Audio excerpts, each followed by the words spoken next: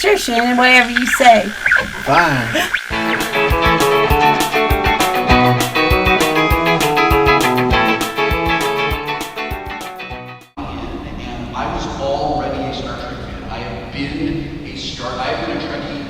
Long as I can remember. I cannot remember a time in my life when I wasn't watching the original series on TV, listening to the Star Trek records that had like a comic book in them with a little book. I love the animated series. I went to Star Trek the Motion Picture over and over and over again, and that is not a good movie. But I just kept going because I loved it so. I got to go audition and I was beside. I was starved. You never get to do that. Like, you get one at bat, and then you blow it, and that's it, you're out. And in between me calling my agent, and leaving calling my agent, someone from casting called me and said, I think that you just kind of had a bad audition, and you'd like to bring it back. And I got really lucky. Really, really, really lucky, because it did change my life. When I was a teenager, I got to grow up with these guys, with 8 parents who really took care of me and really looked after me and really helped prevent me from becoming a statistic. And for as much as the producers treated me badly as I got older, and for all those times that it was like a job and I wanted to be playing with my friends, I treasure and I cherish the time that I spent there, and I am so grateful for the family that I have as a result of being part of that show. I read an interview with you guys, and you were just so excited to be here and see each other, and I think that's great that you're still such good friends. Does it happen? Are there other shows that are 30 years old where the cast is still like we genuinely like each other? Like, is there? I don't know if there is another show where they're as close as we are. It's kind of rare. Yeah, it's pretty rare. It's pretty rare. I have a similar relationship with the cast of Roots, but that I feel that we weren't together every day like we were on Next Gen. Well, your wife doesn't count because you met her on Roots, right? I met her on a TV movie. I met my wife on a TV movie. Actually, the summer between seasons 1 and 2 of Star Trek. I met her on a TV movie where Gus and I reprised the Hunter and Glitter characters. I didn't know that. That's awesome. Yeah. Isn't she a Hoosier? Yeah. That's how Steph and I met. Wow. We got on a job in Tennessee. And she's a Hoosier, right? She is. My wife is a Hoosier. I married a Hoosier. You know, that's a long game just to pander to this crowd. You really set this up a long time ago. He's playing the long game. I plays the long game.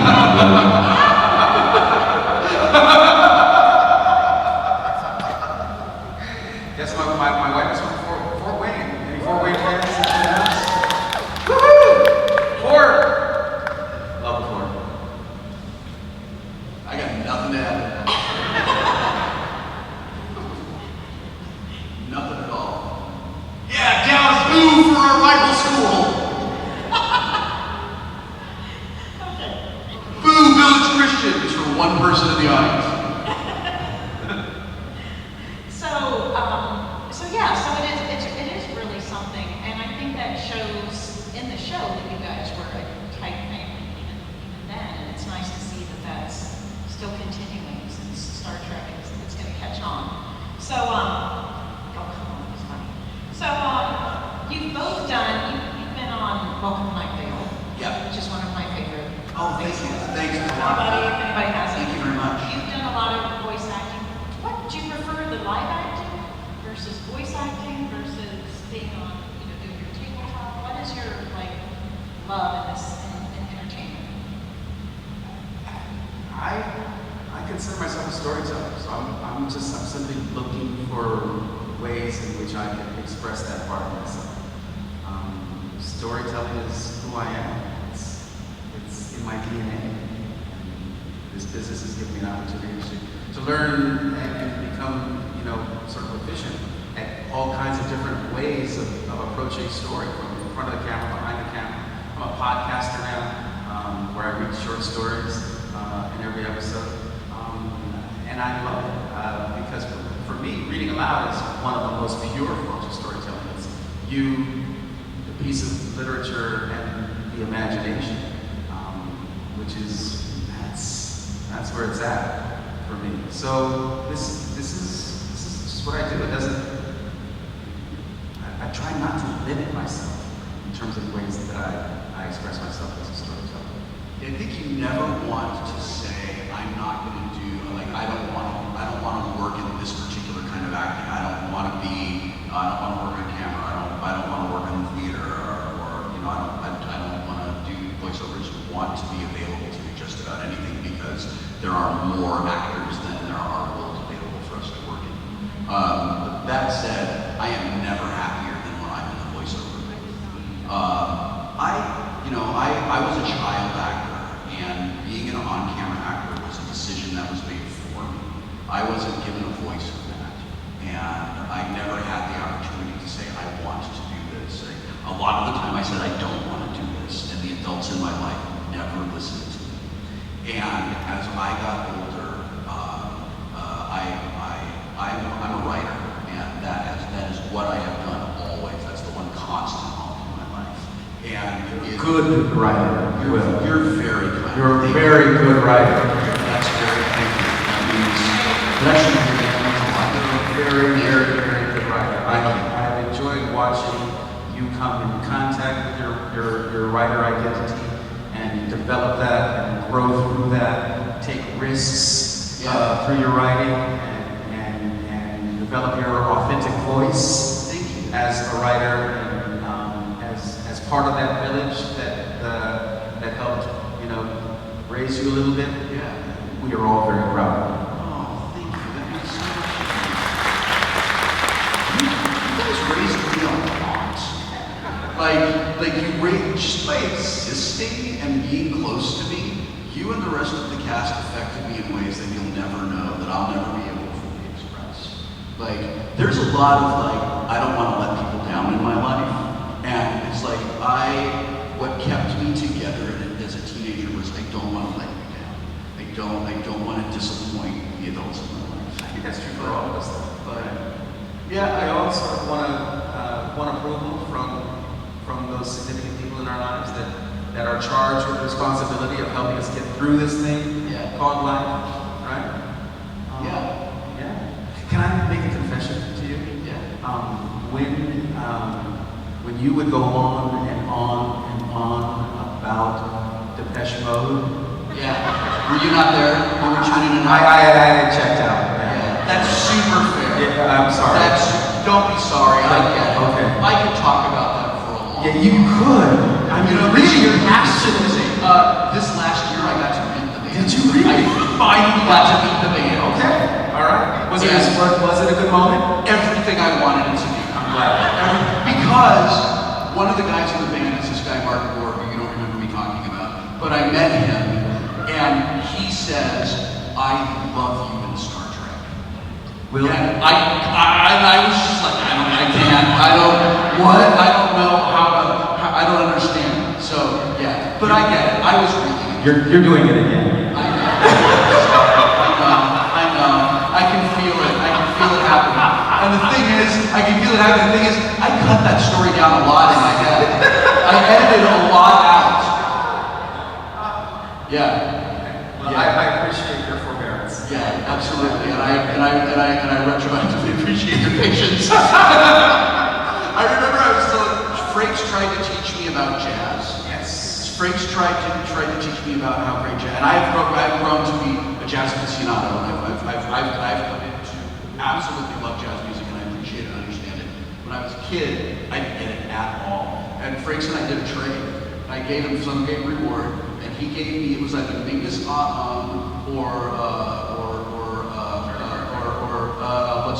what's Supreme? It was one of those, which are both records that I'm crazy about now that I can listen to forever. Right. And we came back after the slot, and we were both like, nope. Nope, don't get it at all. I came to jazz. I doubt Frakes ever came to the Depeche Mode. I don't think so. I don't think so. So, I hear you're going to be in a new Depeche Mode movie. We are going to take take questions. So if you could start lining up here, please limit it to one question each so that we can get through people so everybody can get a chance. Can I just set a couple of ground rules? You can set as many ground rules. I'm just going to tell you, these are the two things that come up all the time that make me uncomfortable, that make the audience uncomfortable, that makes it weird. Please don't ask to come up and get hugs, because that is a weird thing that my anxiety prevents me from doing. And please, if your thing starts out with, I don't really have a question, but don't do that. Just don't do that. Save that for later, because that sort of steals the time from everybody else in the audience. And no Star Trek questions. No, I'm just kidding. Please don't ask me about Star Trek. Okay, tell us your name first so it's more personal. I'm Kathy. Hi, Kathy. Okay, this is for well-being. As an author, I have a deceased author I would love to collaborate with. What's a deceased author you would love to collaborate with on an album? About giving people permission to do what he does, and he shares a lot of these are the pitfalls that I fell into, and here's how to avoid them. And I feel like I can learn a lot about that style by working with him. That's a good answer. Thank you. Hello, my name is Shannon. What was it like being on the audience for an episode? That was fun. Have you ever done one of those? Oh, it's really fun. That was a really good time. I got to go work on location at one of my favorite places to go and work. I got to work with Robert Patrick, who plays the T-1000 in Terminator. He was really fun to work with, but the best thing about that is it's this science fiction episode. And I played a character who's kind of like a young ensign on a spaceship. It was a real stretch for me. I got to experiment with some new thoughts and new character touchstones. But this guy, through the course of this episode, there's a war, and he thinks that he's dropping the planet-destroying bomb on the bad guy's planet. But what has happened when he doesn't know is the ship's been turned around and sent back to Earth, and he drops the planet-destroying bomb on the Earth. So the very end of it is him realizing that he's just killed everybody. And it was a really fun, great moment to play. Who does Robert Patrick? Robert Patrick plays a spy for the bad guys. He plays like a human-looking alien who has infiltrated this ship that he knew was on his way to his home planet to try to end the war. Yeah, switcheroo. He turned it around. Yeah. It was great. Thank you for asking. Thanks. Hi, my name is Ashley. Will, thank you for just being such an honest and you. It's helped me work on being a more honest and me, kind of share some of the same stuff. And the way you articulate it really helps me articulate what goes on in my brain. Yeah. And Levar, your continued commitment to children's literature really means a lot to me as a teacher, and I grew up reading Rainbow. And I just want to know, did literature play a huge role in your childhood and then inspired you to go on to reading Rainbow? Yeah, absolutely. My mother was an English teacher, and my first teacher, and my mom was an avid reader. Always had 2-3 books going for her own personal enjoyment. So my mom not only read to me when I was a kid, but she read in front of me, which is the real critical example for modeling. Human beings, we're just sponges. We just model behavior and upright center. It's what we're pre-designed to do. So having that example, that reading was a natural part of the human experience was critically formative for me. Thank you. Hi, I'm Stephanie. I have a question for each of you. For Levar, with your love of literature and your love of acting, have you ever thought about doing audiobooks? I do audiobooks. I haven't found any yet. Oh my God. I will have Wikipedia you again. Go to audible.com on Amazon and Google Levar Burton. Just search Levar Burton. I will have to do it on my computer because apparently my phone didn't pull up anything. Wow. I have. searched you because I found out you were going to be here. I was super excited. Let's see. Most recently, I did the unabridged version of Carl Sagan's Cosmos for Audible. Yeah, that was amazing. I did that project on my 60th birthday, the week of my 60th just finished reading The Good Neighbor, the biography of Fred Rogers, which is coming out in September. I'm very excited about that. I love audio literature. Love audio literature. Going back years, I did The Watsons Go to Birmingham, the Christopher Paul Curtis book, Watsons Go to Birmingham. All the James Redfield novels, Celestine Prophecy, and all. You have got a deep catalog that you're going to get to catch up on. This is a good day for you. Yes, it is. I read the Miles Davis biography by Quincy Troop and the autobiography of Martin Luther King Jr. by Arnold Rampersad, for which I won a Grammy. Get out! True story. Wow. So you have hours of listening enjoyment ahead of you, girl. Now, we'll start on his, Yeah. because he does tabletop. Yes. I love tabletop board games I own are because we play them on tabletop. Oh, that's awesome. Thanks. Big City is my absolute favorite. Yeah. Do you have a favorite tabletop episode that you've done? I really love the episode of Mice and Mystics because I played with my family, and I really like bringing my family together and showing that games are a thing that families do, and that games are a thing that keeps families together. Even though both of my boys are fully formed adults, we still get together and play games together. The episode from season 1 where we play Ticket to Ride, where my wife hits the table and knocks all the trains everywhere, is really fun. I think that's really great too.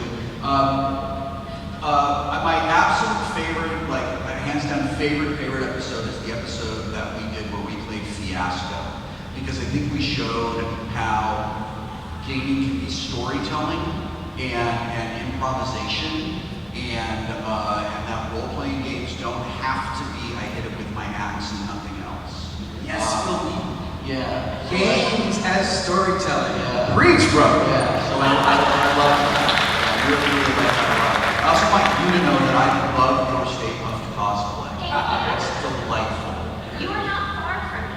Ghostbusters booth. Did you see the flag for your I have, yeah. Come over and see us. Okay. They raise money for all sorts of charities. Yeah, that's right. That's great. Hi, I'm Becky. One thing that she hasn't touched on is the Big Bang Theory. I was wondering if you all could share some of your experiences from the show. And for Will, what was your experience like working on the season finale with Mark Hamill? That was pretty amazing. I can't wait to hear your story. Yeah, you have great stories. Okay, so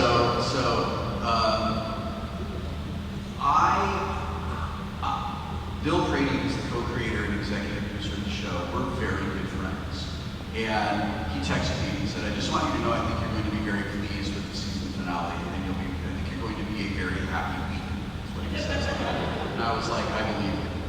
And about 3 days later, I got the script, and I'm reading the script, and I yell out to my wife from my office, I get to do the wedding. I get to perform the wedding. About 10 minutes later, I don't get to do the wedding. And she was like, oh no, why? And I was like, because Mark Hamill gets to do the wedding. And she goes, what? You get to work with Mark Hamill? I'm a voice actor. Like, I never work on camera. In spite of my best efforts, Hollywood is not interested in me being on camera. Big Bang Theory loves me. Nobody else even cares that I exist. I have made peace with this. I am okay with it. I'm used to it. I'm right. But I work like crazy as a voice actor. And Mark and I work on a lot of the same shows, but we've never been in the booth together. And I have always wanted to, because I think he is hands down the best Joker in the history of Batman. Parenthetically, somebody at Warner Brothers who should be fired when I've got an idea. Let's take the least popular Joker from the least popular superhero movie we've ever done and spin it off into its own thing. That's a good idea. Let's cast a garbage human as the lead actor in that movie as well. Like, really promote that. Let's really do that. I think that was not a good idea. What they should do is give us another animated Batman movie with Mark Hamill's Joker and just focus it on that. Like, I would be super into that. So we go to the table read for that. And when we work on a sitcom, we sit down around a big conference room table and we read the episode. And I usually sit between Simon Helberg and Maya. And my seat wasn't there. bricks. It was in the wrong place. Hamill. And I was like, what is this about? Nikki Laurie, one of the ADs, knows what a giant Mark Hamill fan I am. So she put me next to Mark Hamill. So Nikki's like, I'm really sorry you're not in your space. You're not in your spot. Somebody decided to move you. You have to sit next to Mark Hamill. And I was like, we're reading the script, right? And I just said to Mark, who's sitting like basically where you are, and I was just like, it's a real pleasure to meet you. I'm really honored to be working with you. Because I'm like, keep it together, be cool, be cool, be cool. Don't ruin it, don't ruin this. You're ruining it, stop ruining it. And Mark gets to the line where he goes, who are you? And Mark stops the reading. And he sits up in his chair and he says, I just want everyone to know, of course we know who you are. And I was like, no you don't! Shut up, you're a liar!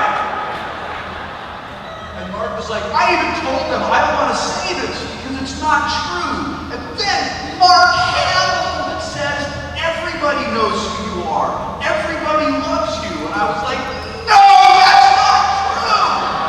No, this is not real! And then I got to work with him for a week.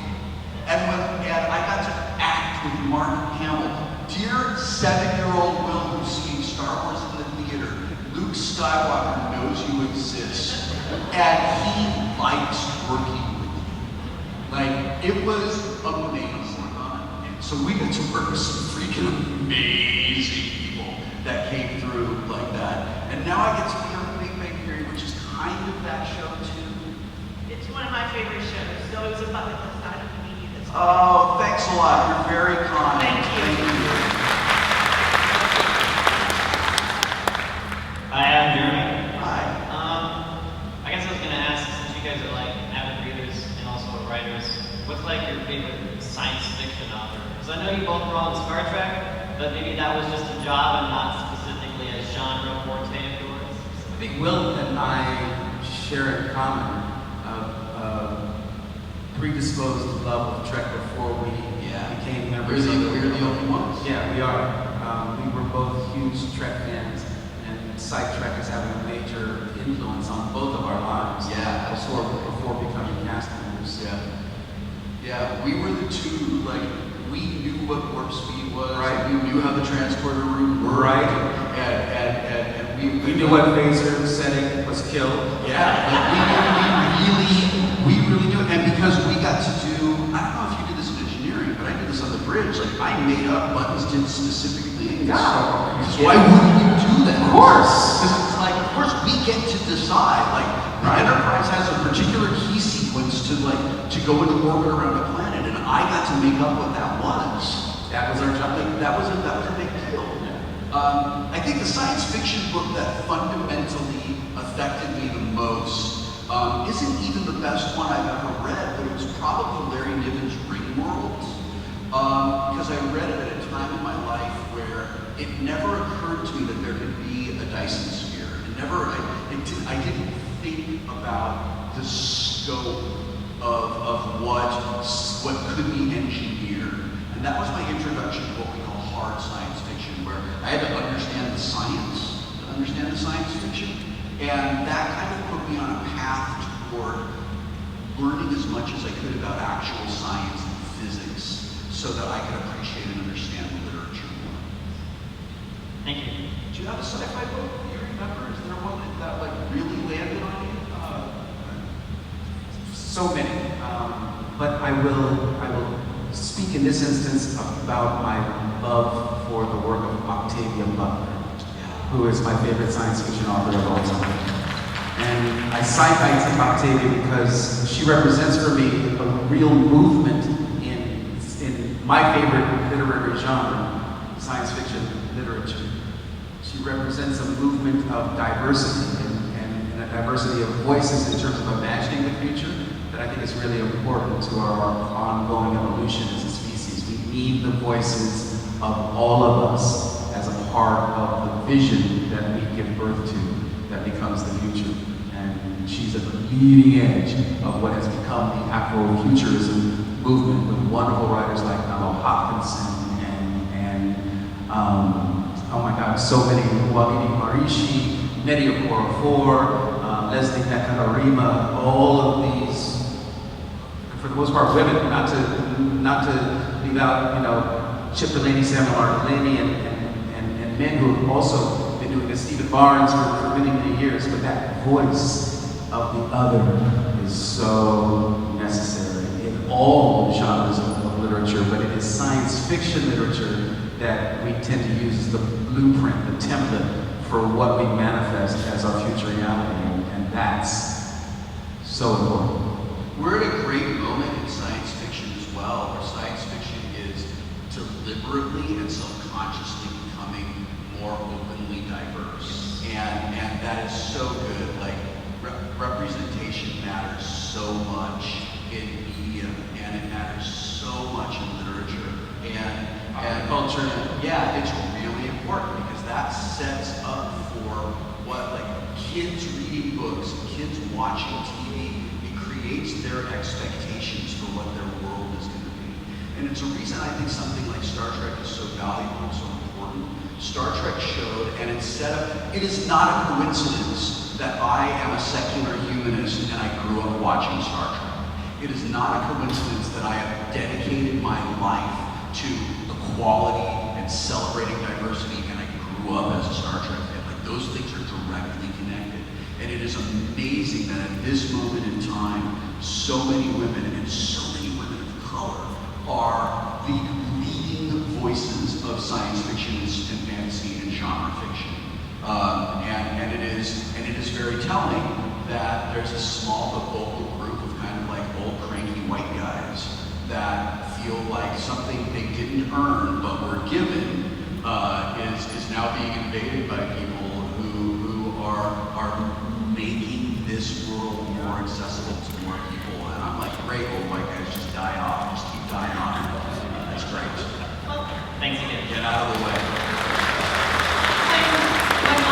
I teach also, and I use pop culture in my classroom, and it's a lot of it is due to something I read about you. You said when you saw Michelle Nichols in Star Trek, you saw a place for someone like you in the future, and that you knew that there was a place for you. And I was like, oh, dude, that's what I'm doing. So, Absolutely. you're absolutely right. Whoopi tells a great story about that, about seeing Michelle and going, Mama, we can be in space. That's amazing. It's amazing. Yeah. It is. It's just got chills. Yes, sir. I'm Josh, thank you both for being here. Thank you, Josh. Appreciate both of you. If you were both given free reign to collaborate and create any show or movie, what would you both want to do together? Oh, collaborate together. Yes. Wow. I don't know. Why would he tell you?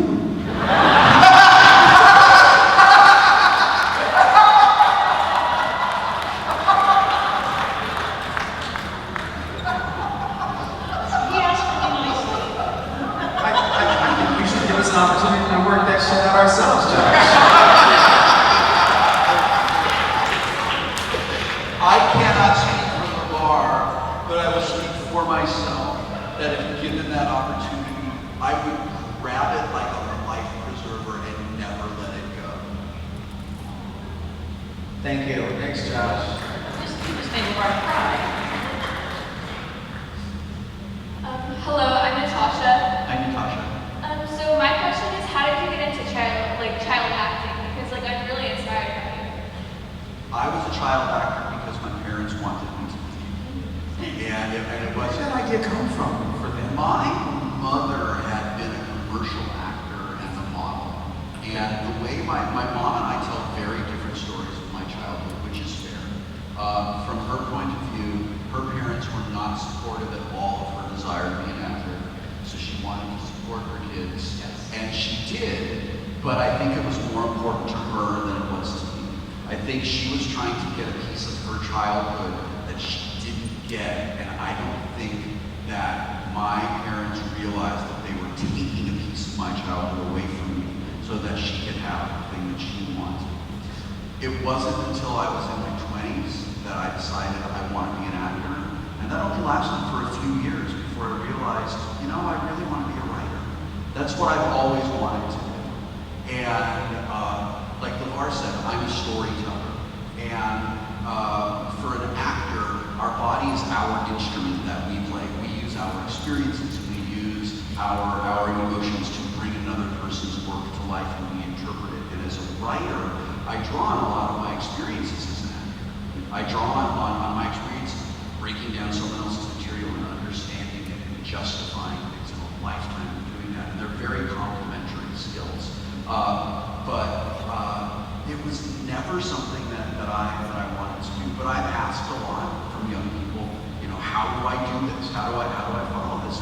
If that's what you want to do, bless you. If that's what you want to do, like I didn't, but it doesn't mean that it's not an awesome thing to do.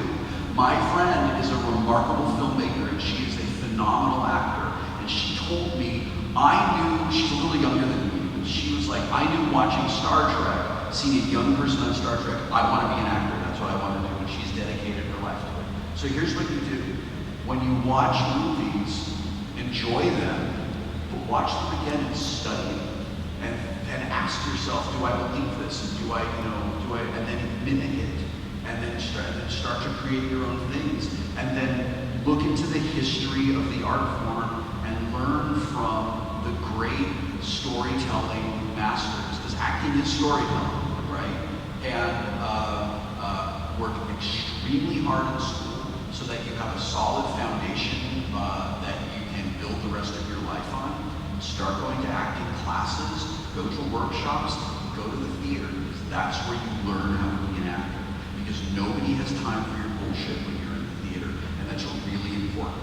I have done this for 30 plus years, and you can tell, right, who earned it by doing the work, and who was dropped into it because they're attractive. Like, you can always tell the difference between those people. And that first person is going to have class.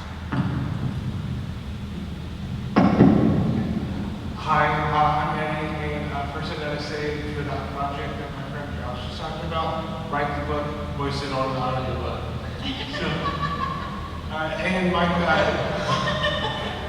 question goes to Wheaton. I'm a gamer that's like my base nerd. Yeah. So the guild, are you actually like an MMO player, or No, not at all. No, I am awful at MMOs. I do not play well with others. See, I grew up playing the Atari, and those were all single-player games.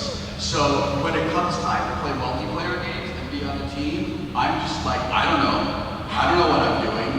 And because I'm old now, when I play with people that are playing games like that, they tend to be teenagers and 20-somethings, and they don't have a lot of patience for this old man who has no clue what he's doing.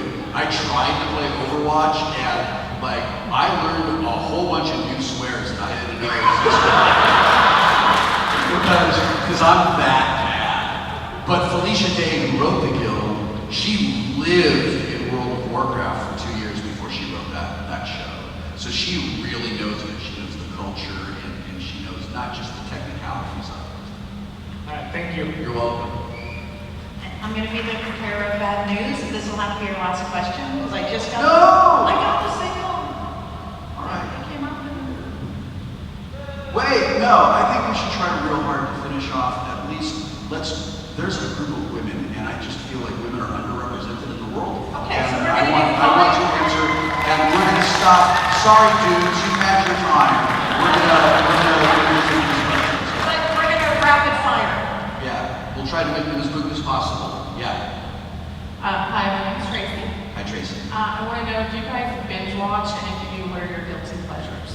Just finished binge watching Lost in Space, and a BBC crime drama, Marcella, which I just freaking loved. I don't binge watch because I like to have at least 24 hours between episodes to reflect on what I've seen. I feel it's sort of like racing through a meal. You don't remember. I like to savor every piece of it. Thank you. Yeah. Oh, and what I'm watching right now is Westworld. I just finished The Americans. I'm watching Westworld and Altered Carbon. Hello, I'm Veronica. When you both die, which hopefully will be years from now, what do you guys want to be your living legacy? Any role or thing that you're like, I want I'm going to stand on Roots, Star Trek, and Reading Rainbow. I live with depression and anxiety. I live with mental illness, and I'm not ashamed of that. And I want my legacy to be he helped make it okay for people who live with mental illness to talk about it. Yeah, bro. There you go. All I know.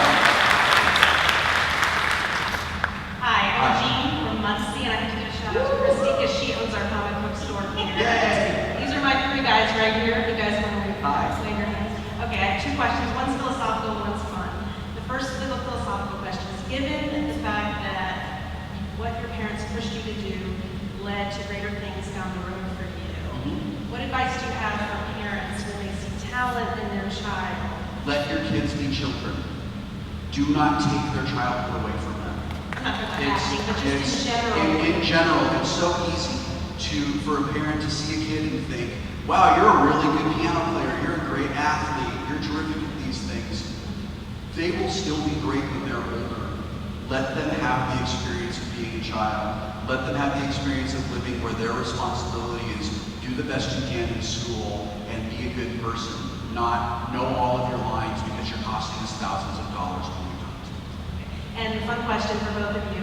Tell us something about the Big Bang Theory that you wouldn't know. I have nothing new. Jim Parsons is nothing like Sheldon. Everyone thinks he is, but he's not. He's just that good of an actor. Thank you. Hi. That moment on Big Bang Theory where you're like, I still get dinner, right? Is one of my favorites. It's so funny. It's so funny. I love that. Hi, I'm Mackenzie, and I'm a really huge fan of Levar and Rita, and I wondered what was your favorite character, Chaos or Dr. Isaac Parrish? It would have to be Dr. Parrish. Just He was really just good. because I got to live in his skin more than I did with Chaos. I thought the whole thing with Fargo and you, I love show was that. the funniest thing. Thank you very much. I love that.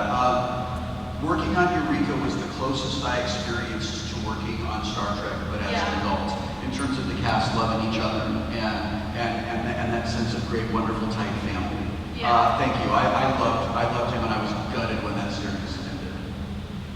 Thank you for extending the line. And about representation, I completely understand you wrote a book about death for children, and I wanted to make sure that the little girl looked like me, and that her father was the character that survived, not the mother, because I wanted to make sure that relationship between the mom and daughter lovingly was displayed. So I do That's really awesome. understand the importance of representation. I'm getting ready to write a Christian fiction, science fiction book, so that should be interesting. But my question is, the social media is so vitriolic.